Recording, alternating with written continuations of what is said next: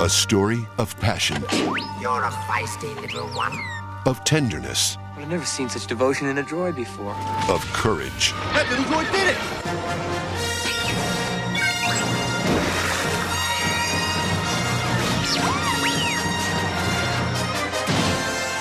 This fall, Lucasfilm Limited takes you beyond the mystery. When I saw him, I said, this guy's perfect.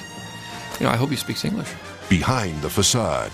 He and I have been at odds, and there's actually a lawsuit pending, so a lot of this I can't talk about. R2D2, Beneath the Dome. Emerging from a past shrouded in mystery, R2D2 burst into the American consciousness with his star-making role in Star Wars: A New Hope. He was actually at the University of Arizona trying to study theater. They had taken a couple classes, but mostly he was working as an ashcan. He was doing an amazing production in A Christmas Carol. He was Tiny Tim. I think he had played in some of the early clubs during the early 60s in England. He trained with the June Taylor dancers years ago, and he was just, you know, he's a hoofer.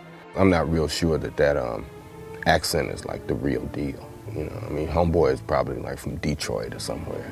I'd heard that he was doing some experimental dance. You know, that was sort of in the 60s. I don't think anybody remembers anything about what happened in those years.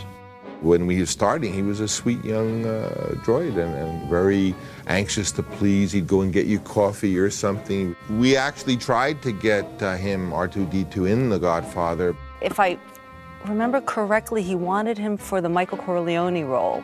Since I've read the book, I mean, I could just see him in those scenes when he's walking through the Sicilian countryside with the two bodyguards with their shotguns. And so kind of that image always made me persist in trying to get him the part, but they didn't see it. Bob Evans called him a runt.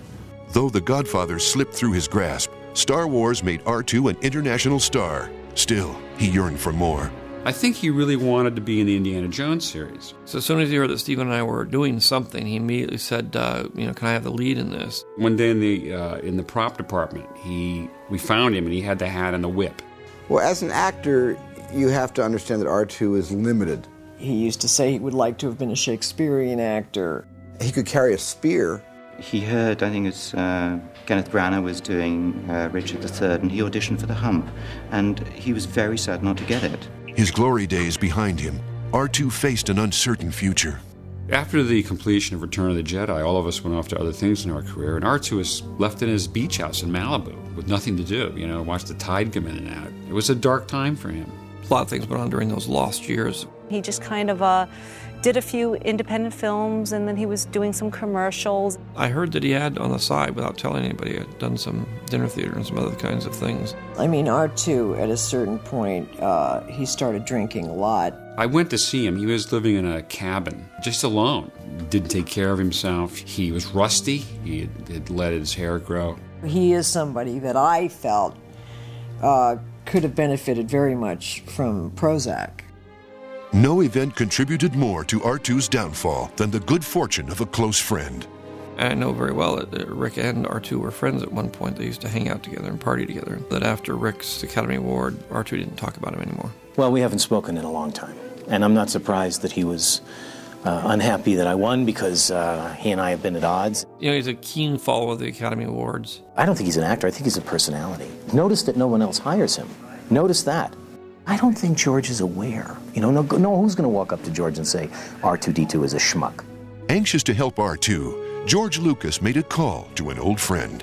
At one point, George asked me, you know, is there a place for him in Private Ryan? And for a while, I considered making him a beach obstacle. Ironically, it would take the return of the Star Wars series to resurrect R2's career. When we came back to do The Phantom Menace, he was very excited to be a part of it. It wasn't until we actually started shooting that he started to act up. There's been rumour that he likes to drink, I think, so sometimes the dialogue comes out, just backwards, you know. The other day he had a line with Obi-Wan, right, and he was meant to say,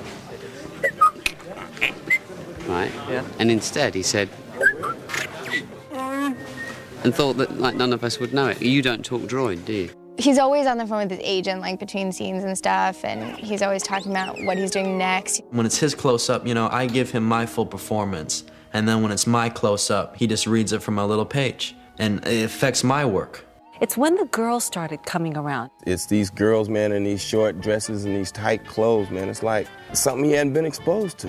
He certainly doesn't have any problem attracting them, so there must be something there. I guess it's just the way he looks. I can't deny that he's a good-looking robot. This fall, there's only one place to experience the genius. R2 is a brilliant actor. His timing is impeccable. He's like a machine. Feel the anguish. When you're at crotch height, it's hard to make a good impression. Discover the truth. His success has gone to his dome, I think. In an exclusive multi-part documentary available only at StarWars.com. R2D2, Beneath the Dome.